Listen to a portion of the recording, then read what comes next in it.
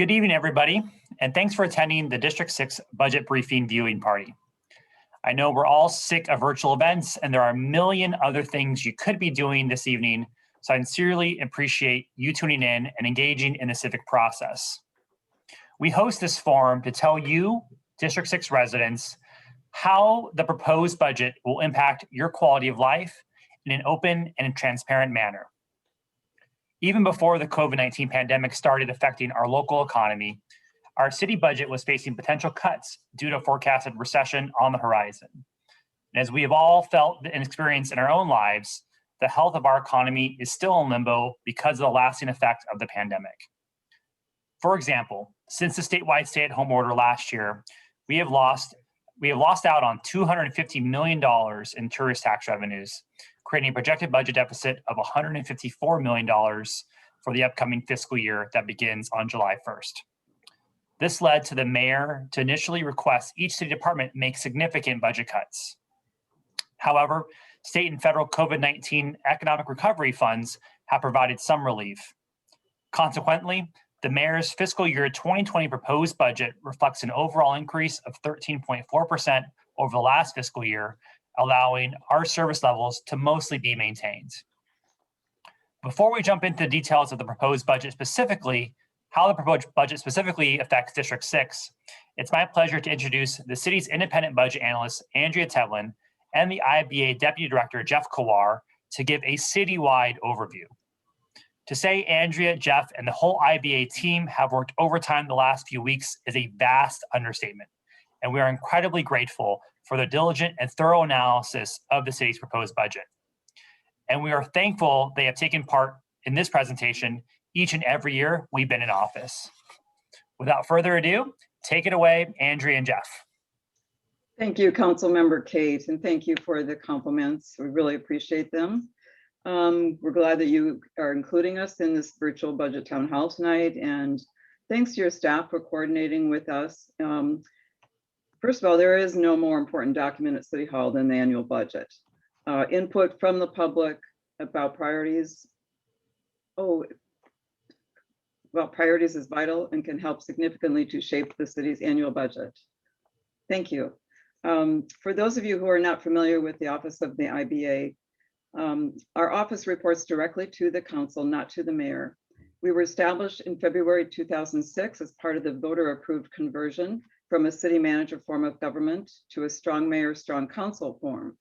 Our primary responsibility is to help ensure that the council has objective information, unbiased analyses, and advice as they work through the items that come before them. And the information is also very useful for the public to understand processes and the budget and who does what at City Hall during the budget process. Next, the budget decisions made by both the mayor and the council determine the city's policies and community priorities, such as how many streets and sidewalks will be done next year, how many hours will our libraries be open, how many trees will be trimmed, just to say a very few of the thousands of services. The programs and services you see on this list here, which make up most of the annual general fund budget, can significantly impact your quality of life each day, as the council member mentioned, which is why the budget is so important to you and your input is important to us. Next slide. This chart represents by department where the FY 2022 general expenditures are funded in the mayor's FY 2022 proposed budget and their percentages of the budget. The total general fund budget is estimated to be $1.73 billion next year. By general fund expenditures, I am referring to the city departments and programs that are funded by major tax dollars such as sales tax, property tax, and our tourism taxes. This chart shows that the police and fire departments make up over half of the total general fund expenditures at almost $900 million when combined. Parks and Recreation Department is the next at $130 million, and transportation and streets and sidewalks are next funded at $77 million, and the rest are under that amount. The citywide programs expenditures that you see at $162 million is not a department, but it's a way for us to track citywide costs that benefit more than one department, such as our elections, our leases, consultant contracts, and insurance. But you can see what a big gap there is between public safety and all the other general fund supported services. Next slide. I'd like to touch on the mayor, council, and IBA roles in the budget process because it's helpful to understand the context of that. Per the charter, the mayor develops and releases a balanced proposed budget to the council and the public no later than April 15th. At this point, the budget process is in the hands of the council through to the end of final budget decisions in June. In mid-May, the mayor has one opportunity to report to the council on any significant changes he has found that he would like to make to the budget, such as if our revenue projections change either up or down, or if he identifies some critical services issues that were not identified when he did his proposed budget. The council consider these revisions, along with the council priorities, but they are not required to fund them. Throughout the year, the mayor is responsible for carrying out city's policies, programs, and services reflected in the budget and inform the council of any significant changes to council policies. The city council is responsible for and has the authority to, first of all, back in February, develop a council budget priorities resolution and to release it to the mayor in February so that the mayor can consider the council's priorities as he develops his budget. In their final budget decisions in June, council has authority to alter services or programs or line items in the proposed budget and replace them with other priorities, provided the budget remains balanced. But note, the mayor can veto those changes. Most importantly, of what the council does is they are the body that provides all of the opportunities for the public throughout the budget process. Public input with 2 evening meetings. One is next to Monday evening, 5 full days of budget hearings, just like you're hearing today, and numerous virtual budget town halls for council districts. To assist the council, next slide. To assist the council and the public throughout the process, within 2 weeks after the mayor's release of the proposed budget, our office develops a comprehensive report based on our review and analysis of every aspect of the mayor's proposal. Our office is at every council meeting, committee meeting, the budget review committees, etc. And we also host, just so you know, for the future, we host a public virtual crash course 101 on the budget process in March of each year before the process starts. In late May, we receive and review revisions to the budget that the council is considering for final decisions. We work with the mayor and the city departments to ensure they are feasible. We identify potential resources available for pursuing them, and most importantly, we ensure that the budget stays balanced. Next slide. As I referred to earlier, the mayor can veto all council changes to the proposed budget. The council needs 6 votes to override the mayor. Once the budget is adopted, only the mayor can initiate changes to the budget. And I will now turn it over to my deputy, Jeff Kawar, who will talk more about the budget itself. Thank you, Andrea. Next slide. And one more slide. Great. So this slide really shows the budget is a year-long process at the city, and this slide really shows the annual cycle of budget development. I'm going to quickly go over kind of the milestone activities within this cycle. And so the budget development really begins in November with the release of what is called the 5-year financial outlook. It's a projection of the city's major revenues and expenditures over the next 5 years. And it's done to provide the council members and the public with a look ahead to see whether we're projecting to be on budget, whether we have a projected shortfall or a excess of revenue in the coming years. It's really a planning tool that kind of kicks off the process. And then moving along the top of this chart, in December, January, the city departments begin to communicate with the Department of Finance regarding their individual departmental budget proposals. As we get into January and February, a couple important things happen. The first of which is that we solicit council member priority memoranda from each of the council offices. We then take these council memos, look for the consensus priorities, and put them in the form of a budget priorities resolution that the city council then adopts as a way to convey to the mayor their priorities for the coming budget year, with the hope that he will incorporate them into his proposed budget. The other big thing that happens this time frame is that we get a mid-year assessment. We call it the mid-year budget monitoring report of our current year budget to let us know if we are under budget or over budget in the current year, because that has impact and implications for the coming year's budget. Moving down, the budget continues to be developed between the departments and the Department of Finance in February, March. And then in April, as Andrea mentioned, the mayor, pursuant to the charter, must release a balanced proposed budget by April 15th, which he did this year. Our office then takes the next 2 weeks to do a comprehensive review of the mayor's proposed budget to raise issues and considerations for the city council and the public. We released that on April 30th. And now I'm on the bottom middle box of this chart, which kind of, once we've released our report on April 30th, we then move into the first 2 weeks of May to hold budget hearings. And Councilmember Kate has been the chair of our budget review committee. And we've just finished the budget hearing process. That's a chance for every department within the city to come before the council and allow the council members to ask questions, allow the public to provide input. And that's where we are now. We're moving into late May, and next week we're going to have the release of what's called the May Revise Report and the third quarter budget monitoring report. This is an update on revenues and expenses in the current year and projections going into the future year. And then with all of that information, we then solicit a final round of budget modification memos from each of the council members, seeking their input. They've had the benefit now of our report, seeing the mayor's proposed budget, seeing our report, listening to the feedback from both the public and the departments during the budget hearings, and having the benefit of updated information in the May Revise. And they will tell us what their final modifications they'd like to see in the budget. We'll then try to come up with a recommendation, and that leads into final budget deliberations in the second week of June. They'll adopt a budget, and then a few weeks later, we'll adopt an appropriation ordinance to effectuate that budget. So that's kind of the cycle of the budget. And with the next slide, so this is where we've been this year. City's been facing large shortfalls in both the current year budget, fiscal year 2021 and fiscal 2022.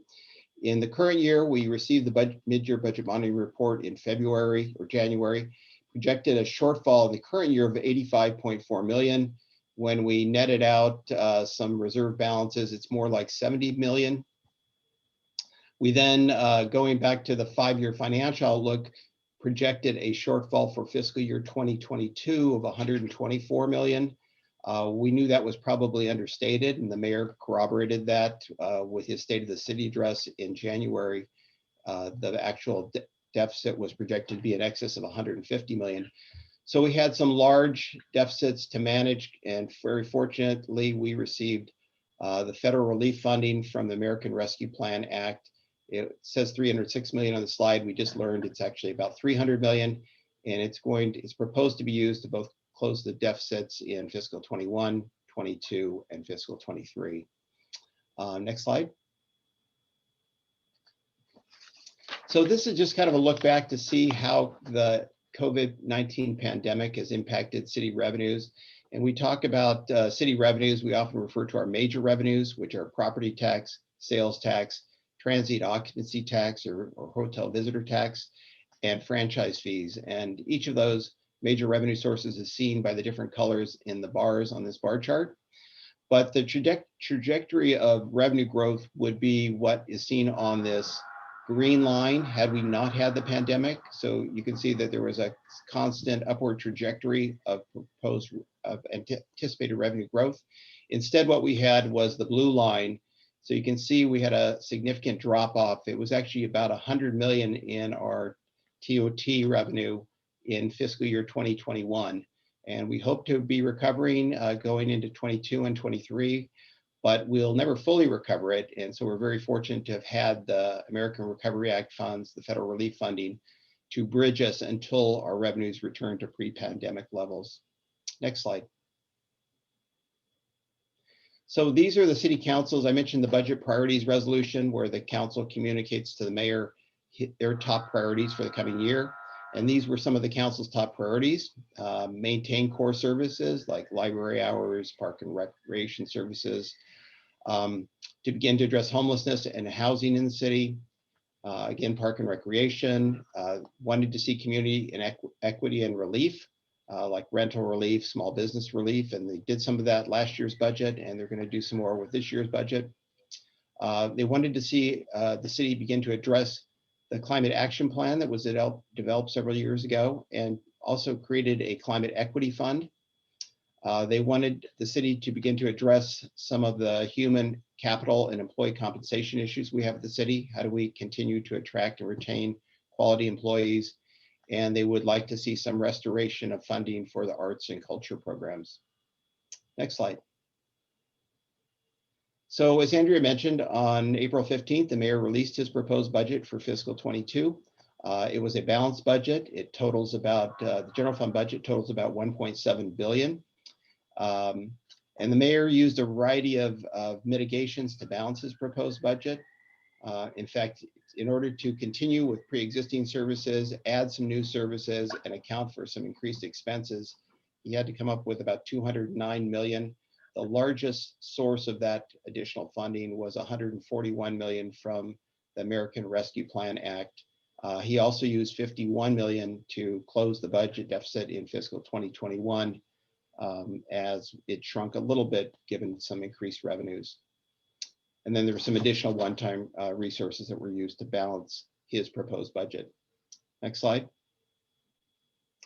So this pie chart shows the totality of the 209 million I just referenced that the mayor needed to find in order to balance his proposed budget. As I mentioned, and as you can see here, about 67% came from the American Rescue Plan Act. That was 141 million. We had about 15 million in budget reductions, primarily proposed reductions to the library, and 4 million in police overtime. We had another 20.3 million from a one-time waiver of the city's contribution to the infrastructure fund. That's monies that would otherwise go to fund streets and facilities in the city. We had a $7.9 million pension payment stabilization fund that's proposed to be used. We had a very large increase to the annual pension payment this year. We are anticipating 8.8 million from a franchise fee minimum bid. We have a franchise agreement that's about to come before the council. We had about 6.6 million in various fund balances. And then finally, we had about 9 million from a class action settlement that we expect to receive in the coming year. So that's how the mayor was able to balance his budget. Next slide. So this slide addresses what was added in the mayor's budget and some of the challenges that we have. There was $15 million in the budget for back to work program. That's $10 million in small business loans, another $1 million in community grants that the city council will oversee, and $3 million in various youth programming services. There was $10 million for Sexy Streets, which when coupled with $30 million in anticipated financing will be $40 million to fund streets, sidewalks, street lights, bike lanes, stormwater, but focused in communities of concern. There was another 10 million for various homelessness programs. Notably, there was money for the expansion of the rapid rehousing program, more homelessness outreach, and funding to create another 300 shelter beds in the city.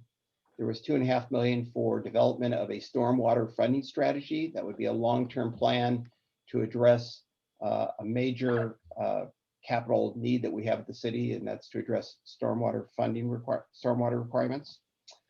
There was a 1.1 million to provide operation of the new Commission on Police Practices that was adopted with voter approval last March.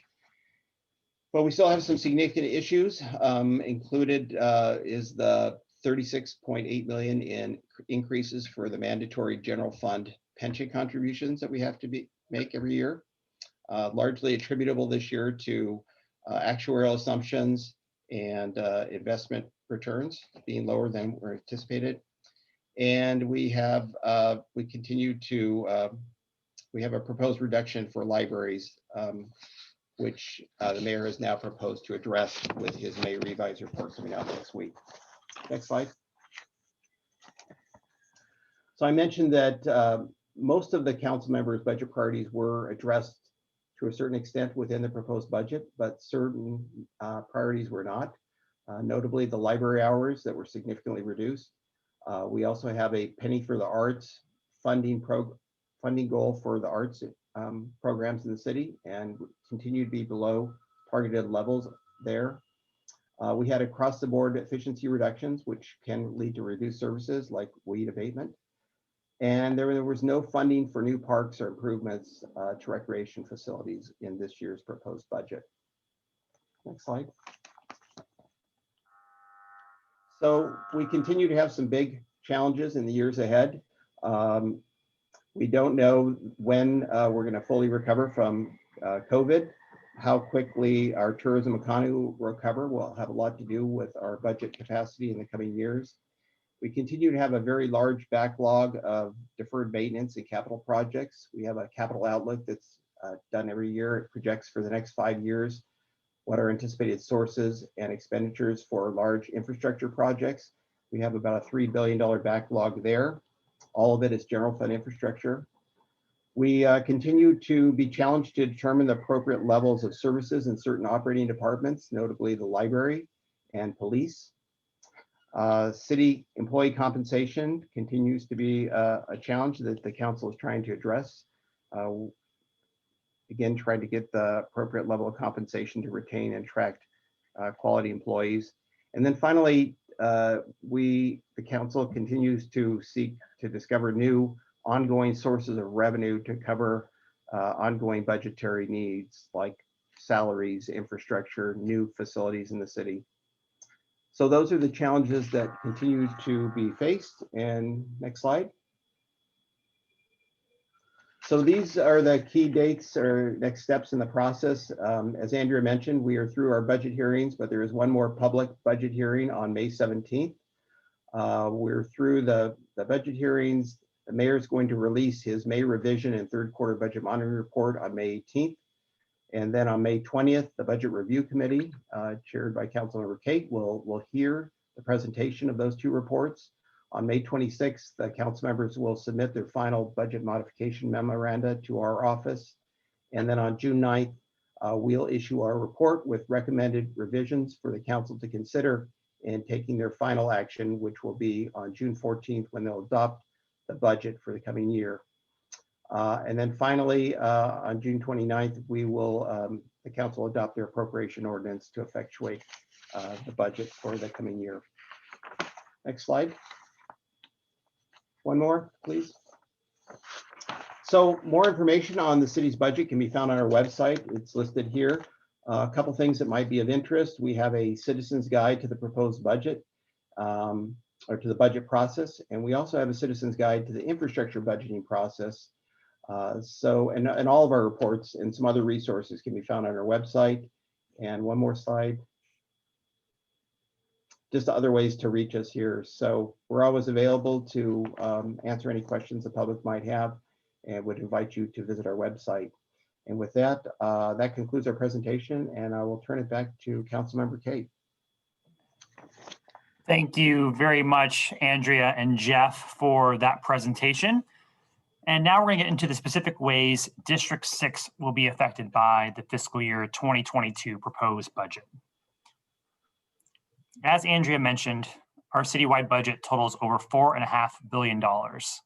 And our general fund, which pays for those core city services, totals more than $1.7 billion.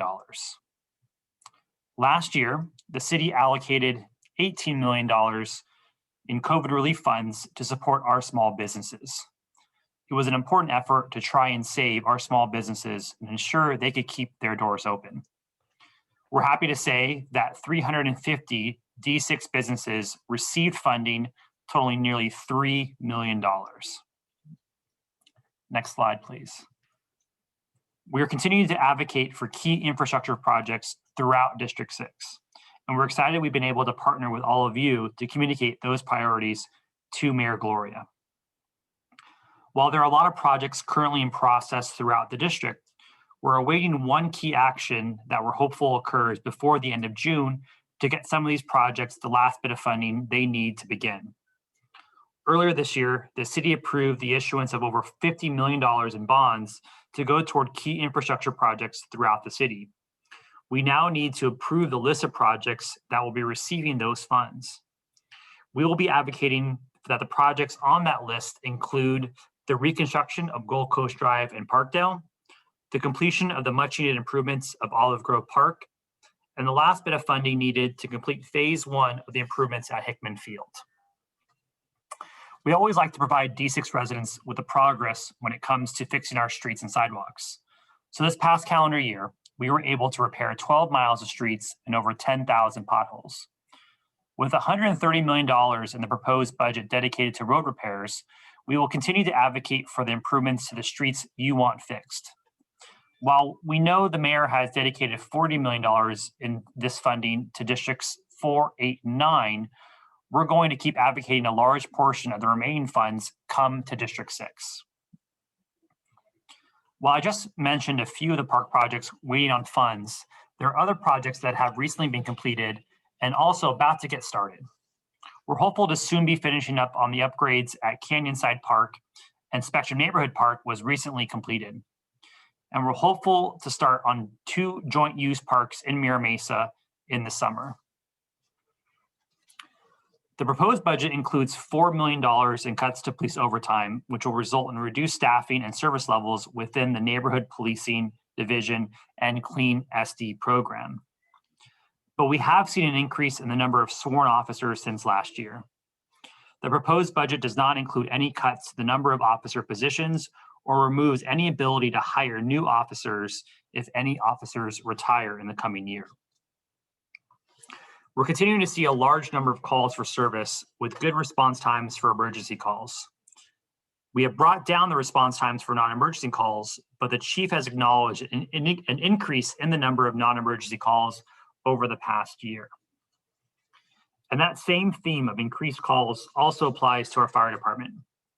One project we are continuing to advocate for is a new joint dispatch center with other regional fire agencies. We are currently investing in a temporary dispatch center to supplement our current facility, but we will need a new facility to handle new dispatchers we need to handle the growth in call volume that we are expected to see. As was mentioned by our IBA, a top priority of the city has been addressing our homelessness crisis. And with the announcement by Governor Gavin Newsom of $12 billion in funding for housing the homeless, we can expect additional funding here to come to San Diego above and beyond what we have currently budgeted to address the homelessness crisis. Throughout the pandemic, we have repeated the drumbeat of funding our core services residents rely upon. We have worked incredibly hard over the past decade to increase the hours of our libraries and recreation centers, and now is not the time to take a step back. In 2019, we saw 5,162 user registrations at D6 Park and Recreation Center programs. The average of 60 open hours per week is consistent with restored pre-pandemic hours from 2016 and 2019. This upcoming year, recreation center facilities will be reopened throughout the city in phases. Reservations will be required and no walk-ins will be accepted. We'll be sure to communicate new information from our Park and Recreation Department as it is made available to all of you. In fiscal year 2019, District 6 libraries hosted over 681,000 patrons and facilitated over 380,000 circulations of materials. So suffice it to say, our libraries are visited a lot. And while the mayor's proposed budget called for a reduction in hours, he has committed to restoring those hours when he releases his May revision. If full funding is restored, we could begin to see reopenings in September, October. This would require the hiring and training of more staff. The city is planning to restore hours and operations on a tiered and phased approach based on need. Community advocacy will be critical in demonstrating there is a significant need in our district. I believe that a child that wants to visit a library should be afforded the opportunity to do so anywhere in our city. When it comes to other neighborhood services in the proposed budget, funding for tree trimming, brush management, and graffiti abatement remains unchanged. There is a proposed cut in services for weed abatement, though. As it stands, fire marshal requests will be filled, some hardscape medians will be addressed once per year, and all other cleaning activities will be reduced from 85 acres down to just 40 acres. This could result in an increased brush and wildfire risks. The fiscal year 2022 proposed budget includes several new funding areas specifically allocated toward areas identified as communities of concern or designated as historically underserved. A $5 million climate equity fund was established for green infrastructure projects in communities of concern. There are a few very specific instances where areas in District 6 would qualify, and we will strongly advocate for these dollars. A $10 million investment specifically for street infrastructure and communities of concern was also established by the mayor, proposed by the mayor, which are mainly outside of District 6. And $400,000 for Parks and Recreation allocation for youth programming specific to Districts 4, 8, and 9 only. The lists of specific projects for these funding sources have not been released, so there may be an opportunity to advocate for allocating funding among other council districts with demonstrated need. It will be critical to have engagement from our district neighbors to voice their concerns and express that we do have a verified need in our district and deserve to have programs and projects funded. In the coming days and weeks, more information will be released about these pots of money and how you all can have your voices heard. So stay tuned for more information through our emails and social media posts. Over the next week, we want to hear from you about what your priorities are before we release our updated budget priority memorandum on May 26th. And if you have any follow-up questions about the budget or services, to please call our office or email my staff. We are here to serve you. Thank you for your time tonight and for engaging in the civic process. We all benefit when all of your voices are heard. I'd also like to thank our IBA, Andrea Tellin, and Deputy Director Jeff Kowar. Andrea and her staff have worked tirelessly on behalf of all San Diegans to ensure the budget is thoroughly analyzed and the process is transparent. So thank you, Andrea, Jeff, and the IBA team. And with that, I hope you have a wonderful evening.